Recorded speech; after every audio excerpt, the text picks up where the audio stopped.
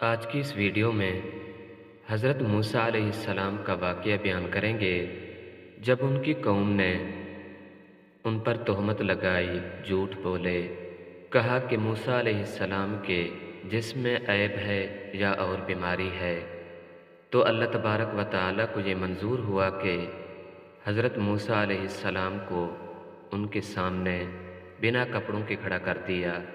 حضرت موسیٰ علیہ السلام بڑے ہی شرم والے اور بدن ڈھانپنے والے تھے۔ ان کی حیا کی وجہ سے ان کے بدن کا کوئی حصہ بھی نہیں دیکھا جا سکتا تھا۔ بنی اسرائیل کے جو لوگ انہیں اذیت پہنچانے کے در پہ تھے، وہ کیوں باز رہ سکتے تھے؟ ان لوگوں نے کہنا شروع کیا کہ اس درجہ بدن چھپانے کا اہتمام صرف اس لیے ہے کہ ان کے جسم میں عیب ہے یا اور بیماری ہے۔ ادھر اللہ تعالیٰ کو یہ منظور ہوا کہ موسیٰ علیہ السلام ایک دن حضرت موسیٰ علیہ السلام اکیلے غسل کرنے کے لیے آئے، ایک پتھر پر اپنے کپڑے اتار کر رکھ دیے، پھر غسل کرنا شروع کیا۔ جب فارغ ہوئے تو کپڑے اٹھانے کے لیے بڑھے، لیکن پتھر ان کے کپڑوں سمیت بھاگنے لگا۔ حضرت موسیٰ علیہ السلام نے اپنا عصا اٹھایا اور پتھر کے پیچھے دوڑے، یہ کہتے ہوئے پتھر میرے کپڑے دے دے۔ آخر بنی اسرائیل کی ایک جماعت تک پہنچ گئے اور ان سب نے آپ کو ننگا دیکھ لیا، بنا کپڑوں کے دیکھ لیا۔